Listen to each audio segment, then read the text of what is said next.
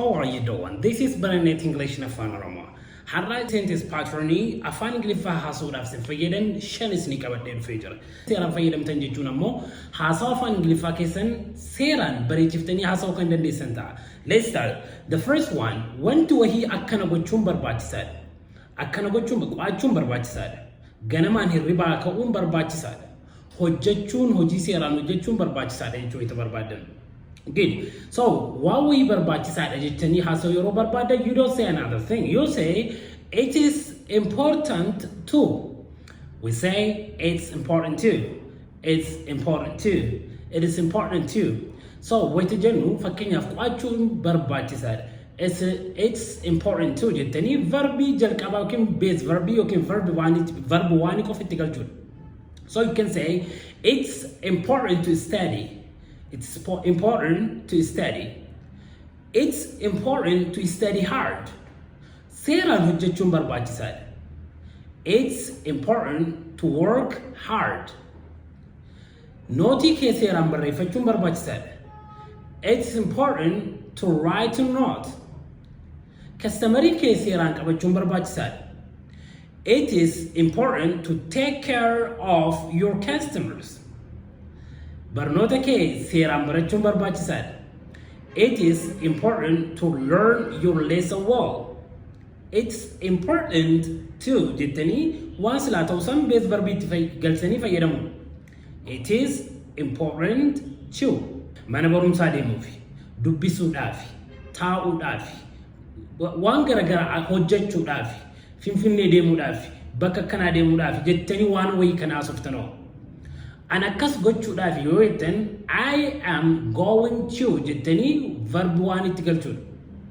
Fakkeenyaaf qo'achuudhaaf I am going to study. Bishaan dhuguudhaaf I am going to drink water. Nootii kiyya seeraan barreessuuf I am going to write my note. Waan wayii akkana gochuudhaaf yeroo jettan I am going to jettan. Fakkeenyaaf fira keessan ziyaaruu yookiin laaluu deemtanaa jennu. Fakkeenyaaf kara baadiyyaa kana deemuu fi I am going to village. Abbaa kiyya ziyaaruudhaaf I am going to visit my daddy. I am going to visit my daddy. This is second pattern. So isin ammoo waan jettan I am going to jettanii verbi waan ilaalti galchanii yaada keessan koomentii irraa kennitan. Waa wayii akkana godhaa ture, akkas godhaa ture, akkana godhaa ture waan jettan waan hojjetaa turtan wayii taasoo jettan. So barreessaa ture I've been writing note. Qursii kiyya nyaataa ture I've been eating my breakfast. Or for breakfast we say I have been having my breakfast. Uffata miiccaa ture I have been washing clothes. Waa wayii akkas godhaa ture fakkeenyaaf kara baadiyyaa deemaa ture yookaan jettan ta'e I've been going to village. Karas godhaa ture akkas godhaa ture waan jettaniif I've been jettanii verbi ing itti galchuudha. I was thinking about jettanii noun itti galchitanii then verbi ing itti galchitan. I was thinking about my future. I was thinking about my future. Fuuldura kiyya maal akka ta'u yaadaa ture. Maal ta'a laata fuulduratti? I was thinking about my future. Hojii kiyya jijjiiruu yaadaa tureyyuu. I was thinking about changing my job. I was thinking about changing my job. Kaleessa waa'ee keetii yaadaa tureyyuu. Kaleessa waa'ee keetii yaadaa tureyyuu.